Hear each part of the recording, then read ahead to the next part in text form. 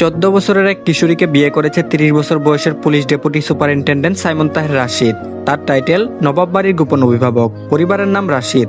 ঢাকার হেডকোয়ার্টার থেকে পাঠানো এই অফিসার কেবল সাহসী না, এক ধরনের গম্ভীর অথচ আকর্ষণীয় ব্যক্তিত্বে ভরপুর।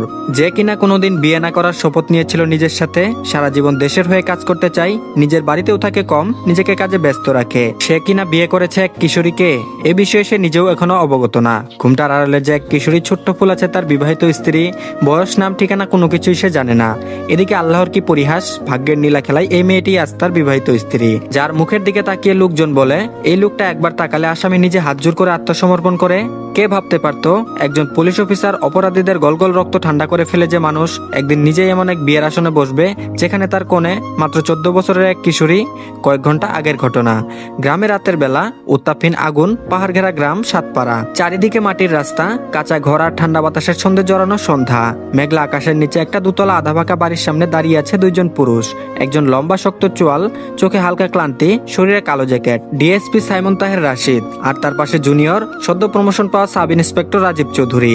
দুজনেই গম্ভীর মুখে তাকিয়ে আছে বাড়িটার দিকেই। দোতলার বারান্দায় ফটাফট আলো জ্বলে উঠেছে, যেন কোনো উৎসব শুরু হতে চলেছে। রাজীব কাঁধে ঝুলানো ব্যাগটা সামলে জিজ্ঞেস করলো, স্যার নিশ্চিত তো? সাইমন কিছু বলল না, শুধু একটা দীর্ঘশ্বাস ফেললো। তার সামনে দাঁড়িয়ে থাকা বাইকটা নিস্তব্ধ, যেন বাইক না, যুদ্ধের আগে নিঃশব্দে দাঁড়িয়ে থাকা এক সৈনিক। হঠাৎ ডিএসপি সাইমনের মোবাইল বেজে উঠলো, স্ক্রিনে ভেসে উঠলো কমিশনার তাহমিদ ইকবাল। সাইমন সঙ্গে সঙ্গে রিসিভ করলো আর সাথে সাথে সালাম দিল। তারপর বলল, জি স্যার বলেন। ওপাশ থেকে কণ্ঠ এলো, তোমরা বর্তমানে কোথায় অবস্থান করছো? সাইমন বলল, স্যার আমরা বাড়ির সামনে অবস্থান করছি। আমি আর রাজীব দুজনেই প্রস্তুত, কিন্তু স্যার আমাদের অনুরোধ আপনি বাকি ফোর্স পাঠাতে একটু দেরি করেন। তাহমিদ ইকবাল বলল, কেন সাইমন, একা ঢুকে পড়ার রিস্ক নেবে কেন? সাইমন বলল, স্যার আপনি তো জানেন আসামি কামরান হোসেন সন্ত্রাসী নেটওয়ার্কের অন্যতম মাথা। ওকে আমরা অনেকদিন থেকে ট্র্যাক করছি। এবার হাতের নাগালের মধ্যে এখন যদি বোঝা যায় ওকে ফলো করা হচ্ছে, তাহলে আর ধরা যাবে না, অসম্ভব ব্যাপার হয়ে যাবে আর পালিয়ে যাবে। সেজন্য আমি যাচ্ছি আগে। আর তাই আপনাকে বললাম কোনো ফোর্স না পাঠানোর জন্য। আমরা দুইজন মিলে হ্যান্ডেল করতে পারবো স্যার। এখনই যদি পুরো ফোর্স ঘিরে ফেলি ও আজ করতে পারবে, আমরা প্রস্তুত। আমি আর রাজীব চুপচাপ ভেতরে ঢুকে পরিস্থিতি বুঝে ফেলি, তারপর আপনি ফোর্স পাঠান। ওপাশ থেকে কয়েক সেকেন্ড নীরবতা, তারপর বলল, ঠিক আছে সাইমন, আমি তোমার বিচার বুদ্ধির উপর ভরসা করি, তবে খুব সাবধানে। সাইমন বলল, জি স্যার। কল কেটে গেল, ফোনটা সাইলেন্ট করে পকেটে রেখে দিল। সাইমন একটা মৃদু ইশারা করলো রাজীবকে। দুজনে ধীরে ধীরে বাড়ির পাশে সরু গলি ধরে এগিয়ে গেল। জানালা দিয়ে উকি দিয়ে দেখতে পেল লাল বেনারসি পরিহিত এক মেয়ে বউ সাজে ঘুমটা দিয়ে বসে আছে। তার পাশে বসে আছে সন্ত্রাসী কামরান হোসেন। মাথায় সাদা টুপি, পাজামা পাঞ্জাবি, হাতে মোটা মোটা আংটি। খুব অল্প সংখ্যক মানুষ রয়েছে বিয়েতে। মনে হচ্ছে বাড়ির কয়েকজন মানুষ আর দু একজন সাক্ষী ছাড়া আর কেউ নেই। সন্ত্রাসী কামরান হোসেন তার এক হাতে সিগারেট, অন্য হাতে মেয়েটির পাতলা আঙ্গুল জোর করে ধরে রেখেছে। বিয়ের কাজী সহ হুজুরেরা সামনে বসে আছে। কাজী বলল, ছবি সহ জন্ম সনদটা আনেন তো। এই বয়সটা না দিলে তো নিকা হয় না মামা। তখন পাশে থাকা তন্দ্রা নামের এক মহিলা, বয়সে 45 থেকে 48, গা ভর্তি গয়না, ঠোঁটে চওড়া হাসি। তিনি বললেন, ও 14 পেরিয়েছে আজ, কিসের সমস্যা? একবার নিকা হয়ে যাক আর বাকিটা আল্লাহ দেখবেন। কামরান হোসেন দাঁড়িয়ে হাত বোলাচ্ছে আর শয়তানি হাসি দিচ্ছে। এই সুযোগে সাইমন ও রাজীব আস্তে আস্তে ঘরের দরজা দিয়ে ভেতরে ঢুকছে। তারা তখনও শুনতে পায়নি ভেতরের কথাবার্তা। সাইমন কাঁধে চাপ দিয়ে রাজীবকে পেছনে ঠেলে দিল। কাজী তখন কাবিন নামায় কলম চালাতে যাচ্ছে। আর ঠিক তখনই ডিএসপি সাইমন সামনে এগিয়ে এসে জোর গলায় বললেন, Kamran Hossain you are under arrest. এখান থেকে একদম পালানোর চেষ্টা করবি না। চারিদিকে ঘেরাও করা হয়েছে, তুই কোথাও পালাতে পারবি না। আমাদের হাতে ধরা দেওয়া ছাড়া আর কোনো উপায় নেই তোর। সে আস্তে আস্তে কাছে গিয়ে মাথায় বন্দুক ঠেকালো। সাইমন বলল, রাজীব এখন ওই বাকি ফোর্সকে ইনফর্ম করো, ভিতরে আসতে বলো। রাজীব সাথে সাথে ফোন করে সমস্ত ডিটেলস জানিয়ে দিল। পরিবেশ মুহূর্তেই থমকে গেল। কিছুক্ষণের মধ্যেই ফোর্স এসে পড়ল। সন্ত্রাসী কামরান হোসেন সহ তার দুই সাথীকে গ্রেফতার করে নিয়ে গেল। কামরান একটু রাগী গলায় শাসিয়ে বলল, এর ফল ভালো হবে না, আমি খুব শীঘ্রই ফিরে আসবো। সাইমন তা দেখে তাকে ব্যঙ্গ করে হাসি দিল। রাজীব বলল, চলেন স্যার, আমাদের এখন যাওয়া দরকার। ফোর্স আগেই চলে গেছে আসামিদের নিয়ে। রাজীবের কথা শেষ হওয়ার আগেই তন্দ্রা নামের গয়না পরিহিত মহিলাটি বলে উঠল, এই যে অফিসার, এক পাও নড়াবেন না। আমাদের মেয়ের বিয়ে ভেঙে দিয়েছেন, এখন এই মেয়েকে বিয়ে করবে কে? আমি এখন ওই চিৎকার করে গ্রামবাসীকে ডাক দিব। সাইমন বিরক্তিতে ভ্রু কুঁচকে তাকালো মহিলাটির দিকে। সে তখন সোফায় জড়সড় হয়ে বসে থাকা লাল শাড়ি পরা ঘুমটা দেওয়া মেয়েটার দিকে তাকালো। তারপর বলল, মেয়ের জন্য যদি এতই ভাবনা থাকে তাহলে ওই রকম একটা সন্ত্রাসীর হাতে মেয়ে দিচ্ছিলেন কেন? মহিলাটি একটু ভয় পেল। চারপাশে দাঁড়িয়েছে 16-17 বছরের এক যুবক, 22 বছরের এক মেয়ে, মনে হচ্ছে তারই ছেলে মেয়ে। ভয় পেলেও বুঝতে দিল না, গলা নামিয়ে বলল, আমরা তো জানতাম জানতাম না সে সন্ত্রাসী। ভালো ছেলে মনে করেই তো বিয়ে ঠিক করেছিলাম আমার বড় মেয়ের সাথে। চালাক মহিলা তন্দ্রা জানে এখন যদি মেয়ের বয়স বলে ফেলে তাহলে পুলিশ অফিসার কিছুতেই এই মেয়েকে বিয়ে করবে না, আর এই অনাথমুখীকে বিদায় করলেই সে বাঁচে। স্বামী নেই, এই সুযোগে যদি ঝেড়ে ফেলা যায়। সাইমন বলল, আপনার কোনো চিন্তা নেই, আপনার মেয়ের ভালো জায়গায় বিয়ে হয়ে যাবে ইনশাল্লাহ, কিন্তু এইভাবে বাধা দিলে কিন্তু আমরাও চুপ থাকবো না। মহিলাটি বলল, আমি এখন ওই গ্রামবাসীকে ডাকবো। আপনারা দুইজনেও যদি কেউ বিয়ে না করেন, বাকি সবাই তো চলে গেছে গা, এখন আপনারা যাবেন কেমনে? ঘড়িতে সময় রাত 1:47। পুরো গ্রাম নিস্তব্ধ, কেবল দূরের কুকুরের হালকা ডাক আর বাতাসে পাতা সরে যাওয়ার শব্দ। ডিএসপি সাইমন তাহের রাশিদ একবার তাকালো সামনে দাঁড়িয়ে থাকা মহিলার দিকে, তারপর ধীরে ধীরে চোখ গেল লাল বেনারসিতে বসে থাকা মেয়েটার দিকে। মেয়েটি যেন ঘুমটার আড়ালে এক অদৃশ্য পৃথিবী, চুপচাপ নিস্তব্ধ অপার। রাজীব পাশ থেকে ফিসফিস করে বলল, স্যার আমরা চলে যাই, লোকজন জড়ো হওয়ার আগেই। কিন্তু ততক্ষণে ঘর থেকে বেরিয়ে এসেছে আরো কয়েকজন, বয়সে মাঝারি, কিছু বয়স্ক। তাদের কণ্ঠে স্পষ্ট উত্তেজনা। তারা বলছে, কি হয়েছে গো তন্দ্রা ভাবি, এই পুলিশ কেন? তন্দ্রা সবাইকে দেখে মুহূর্তের মাঝে নাটক শুরু করলো। তন্দ্রা বলল, ওরা আমাদের মাইয়ার বিয়েটা ভাঙলো, এখন কই যাই? এতদিনের মান সম্মান সব শেষ। এক বৃদ্ধ চাচা গলা উঁচু করে বললেন, বিয়ে ঠিক হয়েছে শুনছিলাম, কিন্তু এখন আবার কি হলো, হঠাৎ পুলিশ আইলো কই থেকে? তন্দ্রা আরো সুযোগ পেল কথা বলার, তারপর বলল, মায়ার বিয়ে ঠিক করেছিলাম, এখন থেকে পোলাটা একটা দাগি আসামি, পুলিশ এসে ধইরা নিয়ে গেল। এখন এই বিয়ে ভেঙে যাওয়া মাইয়ার বিয়ে কেটা করবো আল্লাহ গো? মাইয়াটার সাথে কি হইলো? অনেক ভালো মাইয়া, ছোট থেকে আমাদের সামনে বড় হয়েছে, এখন বিয়া না হলে গ্রামে আর মুখ দেখাতে পারবো না, আর কি বিয়া হইব? তন্দ্রা এবার ঘুমটার দিকে ইশারা করে নিজের সুর মিলিয়ে বলল, তোমরা নিজে থেকেই কইছো মাইয়াটা কেমন চুপচাপ ভদ্র, সবকিছু হয়েছে ওই যে দাঁড়াইয়া আছে এই অফিসারটার জন্য। এখন একটাই উপায়, এই অফিসারদের মধ্যে একজন বিয়া করবে আমার মাইয়াডারে। মাইয়াডারে বিয়া না করলে মেয়েটার জীবন একেবারে শেষ। সাইমন এবার চোখ বন্ধ করলো কিছুক্ষণের জন্য। তার মাথার মধ্যে যেন বাজছে একটা অদৃশ্য সাইরেন। তার চোখের সামনে ভেসে উঠছে আসামি কামরান হোসেনের সেই সিগারেট ধরা হাত, যে হাতে ঘুমটা ঢাকা মেয়েটার আঙুল ছিল আটকে। সে বুঝতে পেরেছে এই বিষয়টা ছিল জোর করে মেয়েটির মতামত ছাড়া, এবং এখন দায়িত্ববোধ আর এই মহিলার নাটকের মাঝে তাকে বিবাহের আসনে বসিয়ে দিতে চাইছে। রাজীব নিচু গলায় বলল, স্যার আমার মনে হয় এক্ষুনি বেরিয়ে যাওয়া উচিত, গ্রামের লোকজন উত্তেজিত হচ্ছে। কিন্তু সাইমন রাজীবকে থামিয়ে দিয়ে ধীরে ধীরে সামনে এগিয়ে গেল। সবাই তাকিয়ে আছে তার দিকে। সে দাঁড়ালো মেয়েটির সামনে, ঘুমটার আড়ালে কি এক অপূর্ব মুখ, না হয়তো শুধুই ভয় আর নীরবতা। সাইমন নিচু গলায় বলল, তুমি কি চাও বলো, আমি চলে যাব, কেউ জোর করবে না? ঘুমটার নিচ থেকে কোনো উত্তর এলো না। তন্দ্রা এবার রীতিমতো চিৎকার করে উঠলো, বলল, এই মাইয়া মুখ খুইলা কিছু কয় না, মানে সে এমনি রাজি। ঘরের ভিতরের বাতাসটা ভারী। লাল বেনারসি পরা মেয়েটি চুপ করে বসে, মুখ ঘুমটার আড়ালে, কিন্তু তার নীরব উপস্থিতি গোটা ঘরে একটা অপার্থিব টান এনে দিয়েছে অন্যদিকে। গ্রামবাসীরা ঘরের বাইরে জড়ো হতে শুরু করেছে, চোখে মুখে উত্তেজনা, মুখে ফিসফাস। কেউ বলছে এই পুলিশ অফিসার মাইয়াডারে বিয়ে না করলে আজই পত্র পত্রিকায় উঠবো, কেউ আবার বলে ভালো কইরা বিয়ে করায় তারপর এখান থেকে যাইতে দিতে হবে। আর তন্দ্রা তার নাটকীয় গলায় আবারও বলে উঠলো, আমরা তো জানতাম না কামরান সন্ত্রাসী, এখন যদি বিয়ে না হয় মাইয়াডার ভবিষ্যৎ ধ্বংস। সাইমনের মাথা গরম হয়ে গেল। সে চিৎকার না করে এমন গলায় বলল যাতে চারপাশ থমকে যায়। তারপর বলল, আপনারা সবাই তো সমাজ ঠিক করার দায়িত্ব নিয়েছেন দেখি, কোথায় ছিলেন তখন যখন এই মেয়েকে একটা সন্ত্রাসীর হাতে তুলে দিচ্ছিল? তন্দ্রা মুখে হাত দিয়ে ছলছল চোখে বলল, ভুল হয়ে গেছে, কিন্তু মায়ার বিয়েটা ভেঙে গেল। আর আপনি বাঁচাইছেন ঠিক আছে, কিন্তু এখন যদি আপনি বিয়ে না করেন তাহলে মাইয়াডারে কে বিয়ে করবে? সাইমন দাঁতের ফাঁকে ফাঁকে চাপা স্বরে বলল, আপনারা চাচ্ছেন আমি আসামি ধরতে এসে বড় হয়ে ফিরি? পাগল নাকি আপনারা? পাশে দাঁড়িয়ে রাজীব কানের পাশে মুখ ফিসফিস করে বলল, স্যার এক্সকিউজ মি, কিন্তু আপনার চারপাশে 40 জন গ্রামের লোক দাঁড়িয়ে আছে, আপনার রিভলভারের থেকে ওদের জ্ঞানবোধ বিপজ্জনক। সাইমন দাঁড়িয়ে থেকে কয়েক সেকেন্ড চুপ, তারপর চোখ তুলে ঠান্ডা গলায় বলল, রাজীব তুমি বিয়ে করো, মেয়েটাকে বাঁচাতে হবে তাই না, করো। রাজীব এমন ভাবে লাফ দিয়ে সরে গেল মনে হলো কেউ বন্দুক ঠেকিয়ে দিয়েছে। রাজীব বলল, না না না স্যার, আমি পারবো না। সাইমন চোখ শুরু করে তাকালো, তারপর বলল, পারবে না মানে? রাজীব গলার স্বর একদম নিচু স্বরে বলল, আসলে স্যার আমার একটা গার্লফ্রেন্ড আছে, ও মেরে ফেলবে আমাকে বিয়ের সাথে দেখলেও আমায় জীবন্ত পুড়িয়ে ফেলবে। স্যার অনেক কষ্টে একটা গার্লফ্রেন্ড পাইছি, অনেক প্যারা দেয়, কিন্তু ওকে আমি ভীষণ ভালোবাসি, অন্য কোথাও বিয়ে করতে পারবো না প্লিজ, বলে অসহায় দৃষ্টিতে তাকিয়ে থাকলো। সাইমন মাথায় হাত দিয়ে দাঁড়ালো।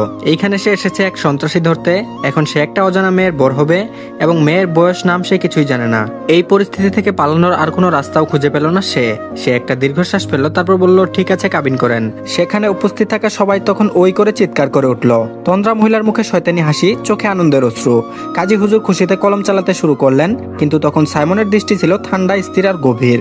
সে ঘুমটার আড়ালে মেয়েটিকে একবারও ভালো করে দেখেনি, আর মেয়েটি নিঃশব্দে বসে আছে, যেন নিজের কিছু বলার নেই। কাবিন হয়ে গেল। বিয়ের পরপরই সাইমন উঠে দাঁড়ালো। তার কণ্ঠে কোনো সৌজন্যবোধ নেই, প্রেম তো দূরের কথা। সে বলল, আপনারা তো চাচ্ছিলেন বিয়ে হোক, হয়ে গেছে, এখন আমরা চলে যাচ্ছি। তন্দ্রা অবাক হয়ে বলল, এই রাতে মাইয়াডারে নিয়ে যান, বউরে নিয়ে যেতেছেন না কেন? সাইমন বিরক্তির চূড়ান্ত পর্যায়ে। সে রাজীবকে উদ্দেশ্য করে বলল, রাজীব ওনাকে বাইকের পিছে নিয়ে আসো তো, আমি সামনে যাচ্ছি। রাজীব ঢুক গিলে বলল, স্যার বাইকে তো 3 জন ওঠা যাবে না, আপনি ভাবিকে নিয়ে যান, আমি পেছনে, না মানে আমি পরে লোকাল গাড়িতে আসবো। এই কথার পর সাইমন তাকালো রাজীবের দিকে। সে তাকায়নি, সে তাকালো সেই ভয়ঙ্কর ঠান্ডা গভীর চাহনি, যা বল শিকড় নইলে পাতালেও লুকাতে পারবি না চাহনি। রাজীব আর কিছু বলল না। বিয়ের পর গ্রামের মানুষ যেন তৃপ্তির ঢেকুর তুলল। তারা পেছনে দাঁড়িয়ে দেখছে তাদের অভিযান সফল হয়েছে। সাইমন বাইকের কাছে গিয়ে দাঁড়ালো, নিজের সাদা হেলমেটটা মাথায় চাপিয়ে নিল। পেছন থেকে রাজীব মেয়েটিকে নিয়ে এসেছে।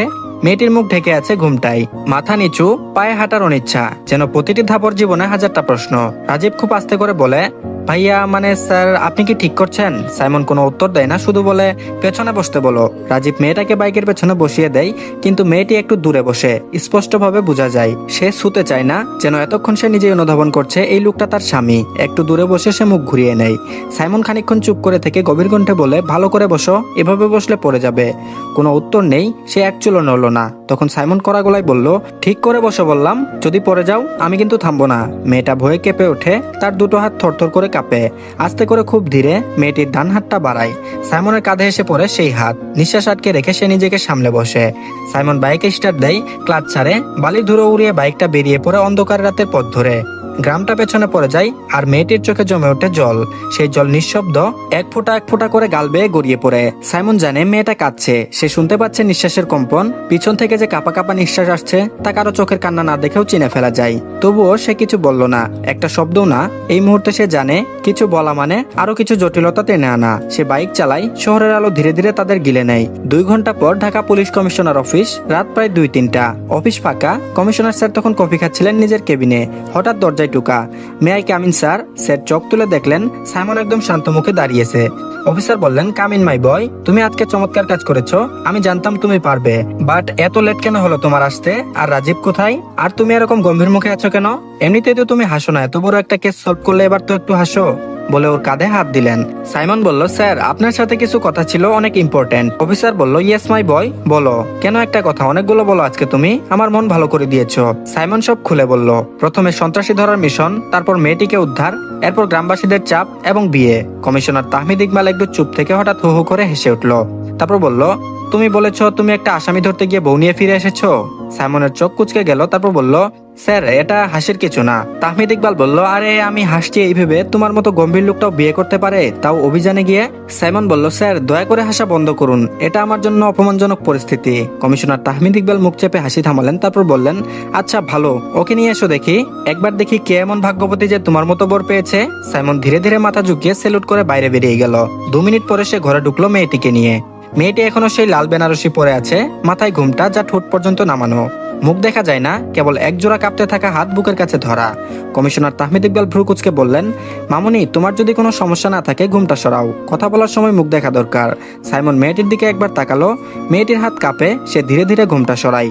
আর সেই মুহূর্তে সাইমন যেন চেয়ারে গেঁথে যায়, ঘরের বাতাস থেমে যায়। ঘুমটা সরে যেতেই স্পষ্ট হয়ে ওঠে একটি অপূর্ব পুতুলের মতো মুখ, একটু গুলগাল গাল, টকটকে হলুদ ফর্সা গায়ের রং, কান্না করার ফলে নাকের ডগা টুকটুকে লাল হয়ে গেছে, মনে আছে গ্লাস দেওয়া, তাছাড়া কোনো সেরকম মেকআপ নেই। গাল বেয়ে পড়ছে শুকিয়ে যাওয়া কান্নার রেখা, চোখের নিচে হালকা ফোলা ভাব, পরিষ্কার বোঝা যায় অনেকক্ষণ ধরে কেঁদেছে। চোখ জোড়া বড়, ডাগর, হাইট দেখে মনে হচ্ছে 5 ফিট 1-2 হবে খুব জোর, ছোট একটা বাচ্চার মতো। এটা দেখে আরো অবাক হয় দুজনেই, কিন্তু সেই চোখে আজ শুধু একটাই অভিব্যক্তি, আর ভয়। কমিশনার তাহমিদ ইকবালের চোখ জোড়া কুচকে তাকান, একবার মেয়েটির দিকে একবার সাইমনের দিকে। তারপর বলল, তুমি বলছো এই মেয়েটাকে তুমি বিয়ে করেছো? এই পুতুলের মতো দেখতে। এটা একটা মেয়ে না, এটা একটা শিশু। সাইমন গলা খাকারি দিয়ে মুখে হাত রাখে, কিছু বলার মতো অবস্থা নেই। কমিশনার তাহমিদ ইকবাল কপাল কুচিয়ে বললেন, তোমার নাম কি? মেয়েটি নিচু গলায় ভয়ে কাঁপতে কাঁপতে বলল, নাফিসা। তাহমিদ ইকবাল বললেন, ঠিকানা? মেয়েটি বলল, সিরাজগঞ্জ, কাজীপুর, বড়হাট। তাহমিদ ইকবাল বলল, বয়স? মেয়েটি এবার মুখ তুলে, আর চোখে অসীম ক্লান্তি, কান্নার দাগ ভিজে থাকা চোখ দুটো কেমন যেন ফাঁকা। তারপর বলল, 14। ঘরের মধ্যে মুহূর্তে যেন নিঃশব্দ বিস্ফোরণ ঘটে গেল। কমিশনার হঠাৎ চমকে এক ঝটকায় চেয়ার থেকে উঠে দাঁড়ালেন। তারপর বললেন, 14? সাইমন এক পা পিছিয়ে গিয়ে চমকে তাকায় মেয়েটার দিকে। এই প্রথম যেন উপলব্ধি করলো সে কি করে ফেলেছে। মেয়েটির মুখ দেখে এক মুহূর্তের জন্য মনে হচ্ছে যেন তার মনের মধ্যে একটি বাচ্চা দাঁড়িয়ে কাঁদছে। তারপর বলল, তুমি আমার সাথে এটা করলে কেন? সাইমন বলল, স্যার আমি জানতাম না ওর বয়স, আমি ওর মুখটাও ভালো করে দেখিনি। কমিশনার রাগে গর্জে উঠলেন। তারপর বললেন, এটা কি সাধারণ কেস? 14 বছরের কিশোরীকে বিয়ে করেছো? আমাদের দুজনের চাকরি যাবে, প্রেসে উঠলে তো আরো বড় বিপদ, তোমার জন্য তো আরো বিপদ, তোমার ফ্যামিলিতে তো আবার রাজনীতি করে, এটা যদি সরাসরি হয় আমাদের ডিপার্টমেন্ট সহ তোমার বাবার রাজনীতি ক্যারিয়ার নিয়ে টানাটানি হয়ে যাবে। সাইমন এবার ঠান্ডা গলায় বলল, স্যার আমি ওকে জিজ্ঞেস করেছিলাম, ও কিছু বলেনি। আর তন্দ্র নামের মহিলা এত নাটক করছিল, আমি পরিস্থিতির চাপে পড়ে গিয়েছিলাম। কমিশনার এবার নাফিসার দিকে তাকালেন, তারপর বললেন, তুমি কেন কিছু বলনি? তোমার মুখ নেই? নাফিসা চুপ করে থাকে, তার চোখের পাতা কাঁপছে। কিছুক্ষণ নীরবতা, তারপর এক নিঃশ্বাসে সে বলল, আমার বাবা মা অনেক বছর আগে মারা গেছে, মামা মামির কাছে বড় হয়েছি। মামা খুব ভালো, কিন্তু মামি। গলার স্বরটা কেঁপে উঠলো। তারপর বলল, মামি আমাকে অনেক অত্যাচার করতো, আমাকে কোনো কথা বলতে নিষেধ করেছিল, বিয়ের আগের রাতে খুব মেরেছে, বলেছে আমি যদি কিছু বলি তাহলে আমায় ঘর থেকে বের করে দেবে, কেউ আমাকে নেবে না। তার চোখ দিয়ে গড়িয়ে পড়ছে জল। সে আবারও বলল, আমি বিয়ে করতে চাইনি, আমি বলেছিলাম কিন্তু কেউ শুনেনি, আমি অনেকবার বলেছি কিন্তু। শব্দ আটকে গেল। কমিশনার মুখ কঠিন করে জিজ্ঞেস করলো, তুমি কোন ক্লাসে পড়ো? নাফিসা মাথা নিচু করে কাপা কণ্ঠে বলল, 8ম শ্রেণী। এবার সাইমন পিছনে গিয়ে দেয়ালে হেলান দিয়ে দাঁড়িয়ে পড়ে, নিজের 2 হাত শক্ত করে মুঠো করে ফেলে। ওর হাত কাঁপছে রাগে। কমিশনার তাহমিদ ইকবাল বিস্ময়ে তাকিয়ে রইল মেয়েটার দিকে। একটা ছোট্ট মেয়ে, স্কুল পড়ুয়া, এত কম বয়সে এইভাবে ঠেলে দেওয়া হলো সংসারে। নাফিসার গলার স্বর ভাঙ্গা ভাঙ্গা। তারপর বলল, মামা বাসায় ছিল না, মামি এই সুযোগে আমাকে বিয়ে দিতে চেয়েছিল, আমি কিছু বলতে পারিনি, অনেক কেঁদেছিলাম, কেউ শুনেনি, আমাকে মেরেছে, জোর করে সাজিয়েছে, বিয়ের মঞ্চে বসিয়েছে, তখন কেউ একটা বাঁচানোর জন্য আসবে জানতাম না। শেষের দিকে গলা ফেটে গেল তার। সে ফুপিয়ে ফুপিয়ে কাঁদতে শুরু করলো। তারপর বলল, আমি তো শুধু পড়তে চাই, আমি তো কারো স্ত্রীর পরিচয়ে বাধা পড়তে চাইনি। মেয়েটার কথা শুনে অফিস ঘরটা যেন স্তব্ধ হয়ে গেল। কমিশনার নিজের মুখ ফিরিয়ে জানালার দিকে তাকিয়ে রইলেন। অন্যদিকে সাইমন ঠিক পাথরের মতো দাঁড়িয়ে, একদম নিঃশব্দ। তার মুখে কোনো অভিব্যক্তি নেই, কিন্তু চোখের গভীরে যেন ঝড় বইছে। শুধু তাকিয়ে রইল মেয়েটার দিকে। তার ভিতরে কি চলছে কেউ জানে না, তবে বোঝা যাচ্ছে এই বিয়েটা ছিল কেবল কাগজের ছাপ নয়, এক বিপদ আর অন্যায়ের দলিল, যার সাক্ষী সে নিজেই হয়ে গেছে অজান্তে। এখন প্রশ্ন একটাই, এরপর কি?